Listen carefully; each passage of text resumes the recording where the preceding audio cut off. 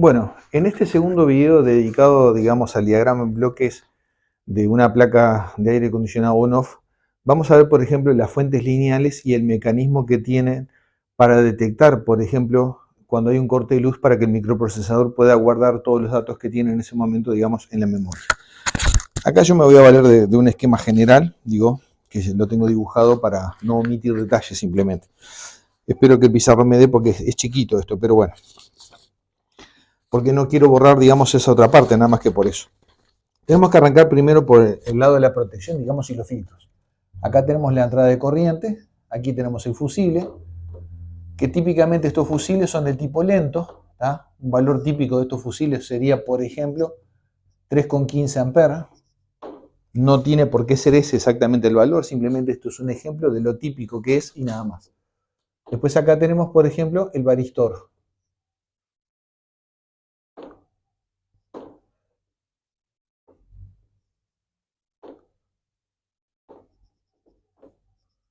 ¿Ah? Este sería el varistor, el protector de entrada.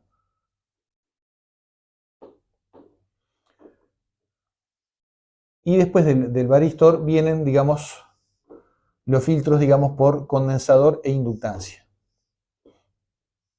Acá tenemos, digamos, un conjunto, digamos, en conjuntos, digamos, LC. Aquí tenemos una inductancia típica, ¿tá? Una inductancia típica.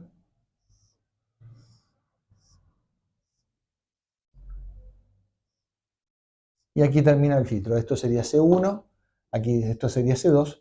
Y este filtrito típicamente físicamente es así. Después, digamos, vamos a mostrar de repente alguno en algún video práctico, por ejemplo. Acá tenemos todo un núcleo de ferritas con esta forma. Y aquí va una forma plástica, ¿tá? Va una forma plástica en la cual se devanan, digamos, esas dos bobinas. Este plástico típicamente está separado, digamos, al medio hacia acá con otro plástico. Entonces acá, por ejemplo, entra el alambre de este lado, pega varias vueltas sobre esto mismo, ¿tá? Y vamos a suponer, vamos a llamarle así que sale por este lado. Y el otro hace lo propio, por ejemplo, entra por acá, pega varias vueltitas y sale por acá. Entonces estos serían los dos terminales de entrada, que serían estos dos de acá, y estos dos los dos terminales de salida. La forma en que está bobinado esto justamente coincide con una cosa. Por ejemplo, si hay un pulso que hace que, más allá de la tensión de la línea, que hace que este lado sea mucho más positivo que este otro, eso están devanados estos dos, de manera que reaccionan los campos magnéticos de uno y otro bobinado y tienden a cancelar justamente esa amplitud, digamos, de ese pulso, ¿tá? Son filtros inductivos, ¿tá? Bobinados en el mismo núcleo. Y después estos condensadores C1 y C2 también contribuyen, digamos, al filtro de entrada. Obviamente, como siempre, el varistor es de un valor más alto de la tensión de la línea. Típicamente, por ejemplo, hay varistores que van desde por ejemplo, típicamente un valor típico sería de protección del varistor, serían de 270 volt AC de corriente alterna, ¿tá? El varistor siempre está muerto, ¿tá? O sea, no hace nada, tiene resistencia infinita, hasta que un pulso en la entrada, digamos, supera o se acerca, digamos, a este valor de corriente alterna, ¿tá? Y entonces ahí la resistencia de esto inmediatamente baja, ¿tá? A un valor muy bajo, y eso hace que se corte el fusible. Si el fusible demora mucho en conectar y la tensión persiste durante mucho tiempo, ¿tá? O sea, debido al fusible, el varistor normalmente se destruye, porque esto tiene una máxima capacidad de potencia, porque esto, hagan de cuenta que es una resistencia dependiente de la tensión. Entonces, cuando la tensión está por debajo de este valor, esto tiene resistencia infinita. Cuando la tensión supera, digamos, o igual a ese valor, la resistencia de esto baja bruscamente. Por lo tanto, esto aguanta una cierta potencia y nada más que eso. Si la tensión de entrada persiste, o sea, porque el fusible no se cortó, esa tensión, digamos, llega al varistor, él baja la tensión de la línea. Si demora mucho el fusible en cortarse, el varistor se rompe, generalmente se pone en cortocircuito y también hace que el fusible se queme. De lo contrario, a veces pasa que el varistor soporta, el fusible se corta relativamente rápido, entonces pasó que solamente se cortó el fusible y el varistor, digamos, soportó la tensión. Siempre hay que revisarlo el varistor cuando hay algún problema acá en la entrada, porque bueno, normalmente igual cuando él se destruye, digamos, queda visiblemente afectado. O sea, normalmente hasta se parte, se sale algún pedacito, cosas así, ¿verdad? Si uno lo ve enterito y lo mide con el helómetro y da infinito, quiere decir que no le pasó absolutamente nada. Bueno, entonces esto sería la parte de, digamos, de filtros de entrada, filtros de línea, y ahora vamos a ver, por ejemplo, una fuente típica de tipo lineal. Primero, después vamos a ver una fuente típica del tipo conmutada. Una fuente típica lineal, o sea, a continuación del filtro, viene el transformador de la fuente. Pero antes del transformador de la fuente, esto pasa típicamente por una resistencia del tipo PTC. ¿Ah? Este es el primario transformador. O sea, acá viene del filtro. Esta resistencia es una PTC. O sea, esto tiene coeficiente positivo de temperatura. Ahora vamos a ver para qué es PTC. Acá tenemos el transformador. Aquí tenemos el secundario. Y este secundario normalmente es rectificado por 4 diodos en configuración de puente de Gretz. ¿Tá? Entonces acá tenemos, para no dibujar los 4 diodos, se hace el símbolo clásico en conjunto y listo. Entonces acá esto iría por un lado acá al primer condensador de filtro, ¿tá?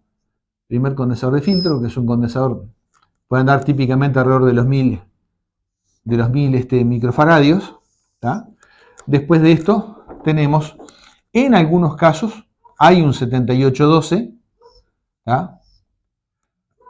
O sea que acá vendría, por ejemplo, un 7812, vamos a dibujarlo como que existe, no siempre está, 7812, y de acá saldría otro condensador. Este condensador ya no es necesario que tenga tanta capacidad como el primero, y después de acá continuaría a otro regulador, que lo dibujamos acá abajo, que en este caso sería un 7805, porque son las dos tensiones, digamos, que manejan este tipo de placas. Y luego a la salida de este segundo regulador iría otro condensador. Por ejemplo, valores típicos, digamos, de estos condensadores, por ejemplo, pudieran ser valores típicos, ¿no? Por ejemplo, de 10 a 47 microfaradios, por ejemplo, no es necesario que tenga tanto porque ya la tensión sale regulada. Y lo mismo este también, digamos, de 10 microfaradios a 47 microfaradios. La mayoría de las veces incluso están más bien en el entorno de los 10 microfaradios. El 7805, por supuesto, tiene terminal de megamasa, igual que este otro que me olvidé de dibujarlo acá. ¿Tá? Esa es la típica fuente, digamos, es la típica fuente que alimenta las placas de tipo on-off, porque manejan una tensión de 12 volt únicamente para la parte de los relés y alguna otra cosa más, y la parte de 5 volt, digamos, para el microcontrolador, digamos, y la memoria. ¿Tá? Acá ven, tenemos el microcontrolador, tenemos la memoria, todo se alimenta a través de una tensión, digamos, de 5 volts. ¿Tá? La tensión, digamos, aquella de 12 volts, eso lo que alimentaría sería, por ejemplo, el circuito de control del compresor, ¿tá? Que después vamos a ver cómo es, ¿tá? El control del motor forzador, ¿tá? La mayoría de las veces, esto en placas simples se hace todo con relés, por ejemplo, el control de electroválvula, ¿tá? Son relés, digamos, de 12 volts excitados por transistores y todo lo demás, como vamos a ver después. Y el control del motor del ventilador exterior. Son todos relés en general, ¿tá? Cuya bobina es de 12 volts y se controla mediante un transistor, el diodo de amortiguación y un conjunto, digamos, de resistencias. O sea que este punto acá proviene de este otro acá. ¿Tá? De acá es donde salen esas otras tensiones, las de 12 volts, para alimentar todos esos otros circuitos. Y esta, por ejemplo, típicamente va al microcontrolador y memoria. ¿Tá? Al microcontrolador y memoria. La tensión esa que está ahí. ¿Para qué viene siendo el PTC Bueno, esto es una resistencia con coeficiente positivo de temperatura. Eso significa que cuando aumenta la temperatura, la resistencia también va en aumento. ¿Para qué es eso? Es un poco para proteger, digamos, el primario del transformador.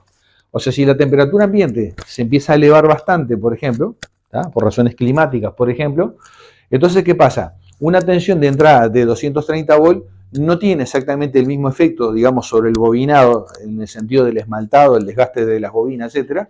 O sea, digamos, el recalentamiento del transformador no tiene el mismo efecto que cuando la temperatura ambiente es baja. No es lo mismo una temperatura ambiente de 10 grados, por ejemplo, como hay en invierno, por ejemplo, que una temperatura de repente de 30 grados como hay en verano. tienen efectos bastante diferentes sobre el bobinado, digamos, del transformador. O sea, el resultado es que hay más calor y por lo tanto el esmaltado del alambre se empieza a deteriorar más rápido. Entonces esta resistencia, cuando hay alta temperatura ambiente, esta resistencia se incrementa de valor y lo que hace ligeramente disminuye la tensión en el primario. Al disminuir la tensión en el primario un poquito, baja la corriente también en el primario, evidentemente que va a reducir la tensión en el secundario, pero no hay por qué preocuparse porque la tensión en el secundario no disminuye a un valor en el cual los reguladores no puedan funcionar bien. Normalmente la tensión del secundario del transformador ya está calculada de manera tal de que puede alimentar incluso con una baja tensión de entrada perfectamente bien los reguladores. En eso, digamos, no hay problema ninguno. Entonces lo que sí hace esta resistencia es disminuir la tensión en el primario, eso baja la corriente un poco del primario y eso tiende, digamos, justamente a reducir la temperatura.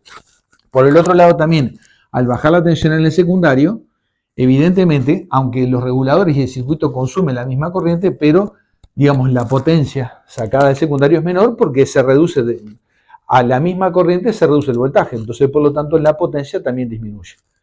Esa es la razón, digamos, de ese PTC. Ese PTC es chiquito en tamaño, típicamente es una pieza es como un disco, parecido a un condensador de disco, pero mucho más gordito, por decir así, y anda más o menos en un tamaño de medio centímetro, digamos. Viene siendo una cosa parecida a esto, físicamente, está con un terminal acá, y otro que sale del otro lado, por supuesto, acá. Y esto es una pastilla justamente de color marroncito, en general, digo, estoy dando la descripción típica, no es que todos tienen que ser así, pero es la descripción típica, ¿no? Esto parece un condensador de disco realmente, pero mucho más gordito, un condensador de disco cerámico, pero mucho más gordito, o sea, más grande. Entonces es una resistencia de tipo PTC. Normalmente en el circuito impreso queda marcado eso como es.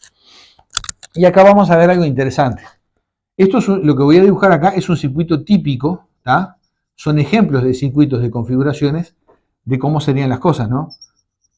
Digo, los fabricantes pueden adoptar otros sistemas ligeramente diferentes a lo que yo estoy dibujando acá. Entonces acá se pondría un diodo Zener, por ejemplo. Este Zener sería de 5 volt, por ejemplo, ¿tá?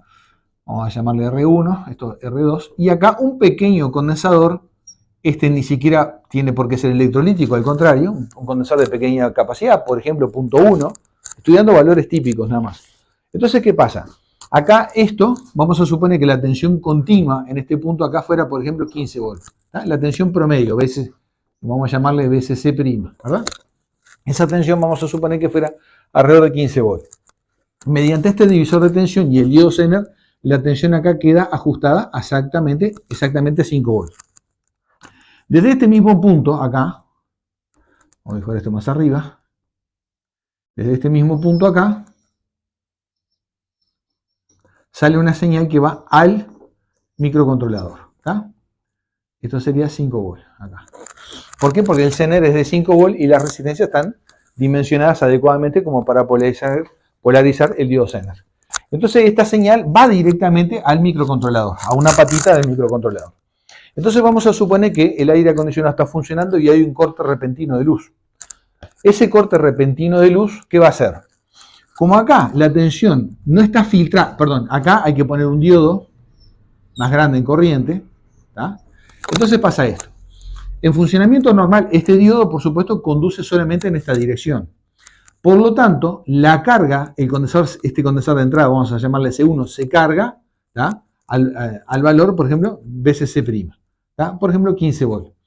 Esta carga del condensador no puede pasar para este lado, por lo tanto, cuando se corta la corriente, este condensador se puede descargar únicamente a través de los reguladores de voltaje y por lo tanto a través del consumo general del equipo.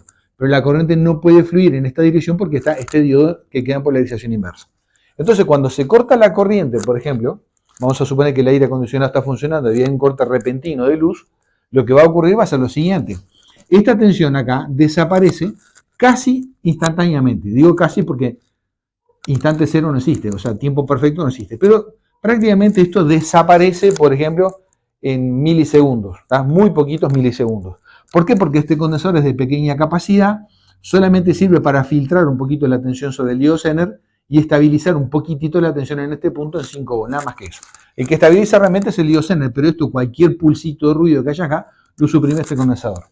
Cuando se corta la corriente, ¿tá? Cuando se corta, vamos a suponer que se cortó la línea, la tensión acá es la primera que desaparece. Esta tensión va a desaparecer rapidito. ¿Por qué? Porque no hay ningún condensador grande de gran capacidad que esté conectado a este circuito. Entonces, por lo tanto, no hay ningún condensador que demore en descargarse. No hay ninguno. Entonces, por lo tanto, la tensión acá se corta rápidamente. Esa tensión se corta y llega al microcontrolador. ¿Tá? A ver si yo marqué este circuito. Display de indicadores, detector de corte de energía, acá está. Fuente de alimentación lineal o conmutada, detector de corte de energía. Eso corresponde con esto que está acá. Entonces, ¿qué va a pasar? Esta tensión desaparece y le informa al microcontrolador, esta tensión estaba en 5 volts, caía a 0 de golpe, y le informa al microcontrolador que hay un corte de luz. ¿Y por qué el microprocesador interpreta que hay un corte de luz?